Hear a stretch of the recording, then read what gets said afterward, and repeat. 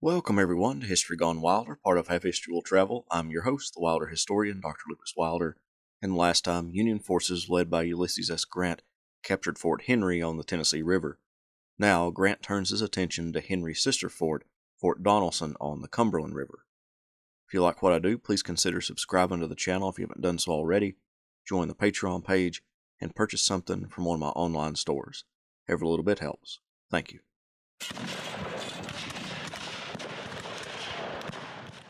Ulysses S. Grant told his superior Henry Halleck in St. Louis, Missouri, that he was going to march on Fort Donelson quickly after capturing Fort Henry. Halleck didn't trust the aggressive Grant, but knew that if Grant was to succeed, he needed more troops. Halleck began funneling troops to Fort Henry, most of them being untested new recruits. Grant wasn't able to push off as soon as he wanted to. A few problems prevented a quick advance. One, the new recruits and units needed to be organized into brigades and divisions. 2, the gunboats needed refitted. Grant knew the importance of his brown water navy to the success of this and future campaigns, and waited impatiently for his navy to be ready. 3, the roads leading from Henry to Donelson grew incredibly worse as the rain made many of them impassable. The delays didn't stop Grant's brain from cycling through ways to approach and take Fort Donelson. Grant planned diligently while at Fort Henry. A news correspondent asked Grant about Fort Donelson and how strong it was. He responded, "I think we can take it. At all events, we can try." On the Confederate side, the whole Confederacy was in a panic because of the fall of Fort Henry. The fall of that fort opened up the Tennessee River to Union invasion, and because it offered the Union such a viable route, this forced the commands in the West to withdraw south, giving up huge swaths of Tennessee. The commander of the Western Theater, Albert Sidney Johnston, had no choice but to withdraw. First, he needed to start moving troops around and calling for other locations around the South to provide him with reinforcements. He hoped that a bolstered garrison at Fort Donelson may defeat, but at the very least, buy him time to retreat below the Tennessee River. The Confederate War Department ordered numerous military installations to nearly strip their force of troops to send north to defend what was left of Tennessee.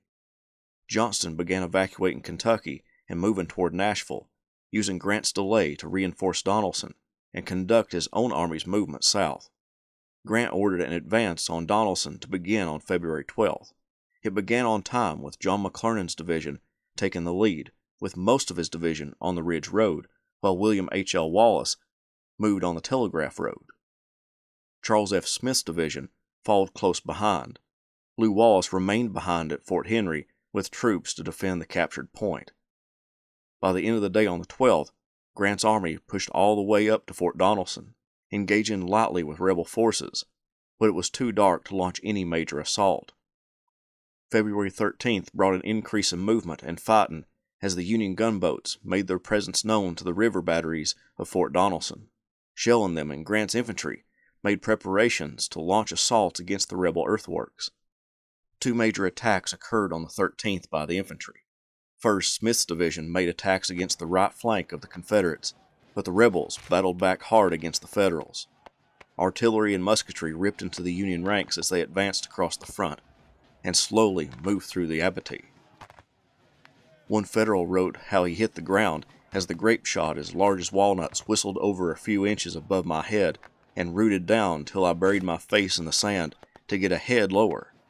I do not think Mother Earth ever received a closer or more affectionate embrace. It was also the first time I was ever compelled to root hog or die. The attacks didn't budge the enemy's lines, and Smith pulled his men back. McClernand made the second attack. Oddly, he used his most inexperienced troops and newest brigade, that under Colonel William Morrison. He supplemented the 2-regiment brigade with the 48th Illinois from W. H. L. Wallace's brigade. Morrison's 2 regiments attacked a redoubt armed with an artillery battery and full of infantry. The cannons belched forth a hail of iron into the Federals, but the Yankees gave just as much as they took, inflicting significant casualties on the artillery battery. Morrison couldn't move the enemy. Adding to Morrison's woes, the 48th didn't fully engage. McClernand tried to help Morrison by sending in the 45th Illinois, also from Wallace's brigade. The reinforcements didn't help, plus Morrison went down with a wound, stalling the attack. Morrison's brigade fell back, ending the attacks on the 13th, although minor skirmishing occurred throughout the evening and into the night. The blast from the artillery ignited the dry leaves and began to burn the wounded Federals. At least one Union soldier was brought into the Confederate works to protect him from the flames, only to die a few hours later. The misery wasn't over for the soldiers of both sides. As McClernand eloquently described, during the afternoon of the 13th, the weather turned intensely cold, a driving north wind bringing a storm of snow and sleet upon the unprotected men of my division. The night set in gloomily, and the mingled rain and snow congealed as they fell, thus painfully adding to the discomfort of a destitution of tents and camp equipage, all of which had been left behind. A Mississippian remarked, "Some of the wounded scratched around to save their lives from the burning woods, and remained there to perish in the snow." Grant remarked that it got down to 12 degrees at its coldest. Despite the failed attacks, Grant wasn't about to give up. He would renew his attacks in the coming days.